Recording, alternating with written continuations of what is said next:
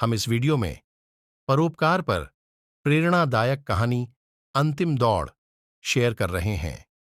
जीवन की भागम-भाग में अक्सर हम इतने स्वकेंद्रित हो जाते हैं कि दूसरों के बारे में सोचना ही छोड़ देते हैं।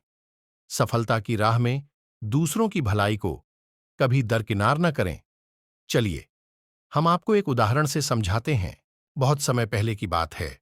एक प्रसिद्ध आर्षि गुरुकुल में बालकों को शिक्षा प्रदान किया करते थे।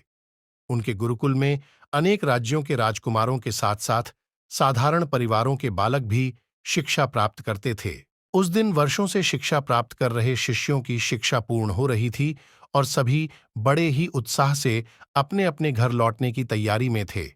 जाने के पूर्व ऋषिवर ने सभी शिष्यों को अपने पास बुलाया। सभी शिष्य उनके समक्ष आकर एकत्रित हो गए। ऋषिवर सभी शिष्यों को संबोधित करते हुए बोले, प्रिय शिष्यों, आज आप सबका इस गुरुकुल में अंतिम दिन है।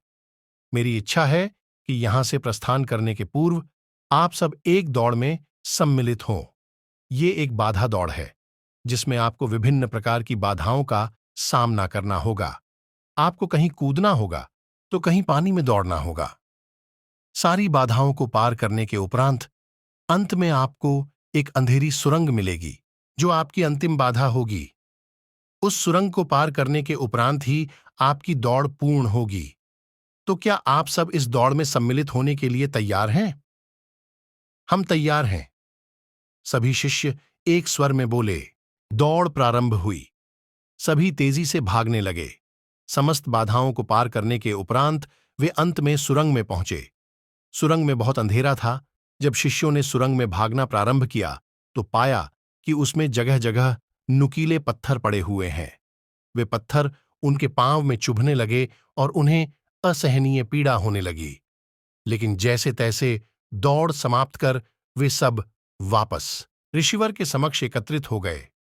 ऋषिवर ने उनसे प्रश्न किया, शिष्यों, आप सब में से कुछ लोगों ने दौड़ पूरी करने में अधिक समय लिया और कुछ ने कम। भला ऐसा क्यों? उत्तर में एक शिष्य बोला, गुरुवर, हम सभी साथ साथ ही दौड़ रहे थे, लेकिन सुरंग में पहुंचने के बाद स्थिति बदल गई। कुछ लोग दूसरों को धक्का देकर आगे निकलने में लगे हुए थे, तो कुछ लोग संभल संभल कर आगे बढ़ रहे थे।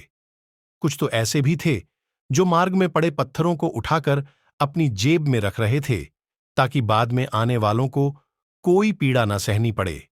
इसलिए सब ने अलग अलग समय पर दौड़ पूरी की। पूरा वृत्तांत सुनने के उपरांत ऋषिवर ने आदेश दिया, ठीक है, अब वे लोग सामने आए जिन्होंने मार्ग में से पत्थर उठाए हैं और वे पत्थर मुझे दिखाएं। आदेश सुनने के बाद कुछ शिष्य सामने आए और अपनी जेबों से पत्थर निकालने लगे। लेकिन उन्होंने देखा कि जिसे वे पत्थर समझ रहे थे, वास्तव में वे बहुमूल्य हीरे थे। सभी आश्चर्यचकित होकर ऋषिवर की ओर देखने लगे। मैं जानता हूं कि आप लोग इन हीरों को देखकर अचरज में पड़ गए हैं। ऋषिवर बोले, इन हीरों को मैंने ही सुरंग में डाला था। ये हीरे उन शिष्यों को मेरा पुरस्कार है, जिन्होंने दूसरों के बारे में सोचा। शिष्यों, यह दौड़ जीवन की भागम-भाग को दर्शाती है, जहां हर कोई कुछ न कुछ पाने के लिए भाग रहा है। किंतु अंत में समृद्ध वही होता है जो इस भागम-भाग में भी दूसरों के बारे में सोचता है और उनका भला करता है। अतः जाते जाते ये बात गांठ बांध लें कि जीवन में सफलता की इमारत खड़ी करते समय उसमें परोपकार की ईंटें लगाना न भूलें। अंततः वही आपकी सबसे अनमोल जमा पूंजी होगी।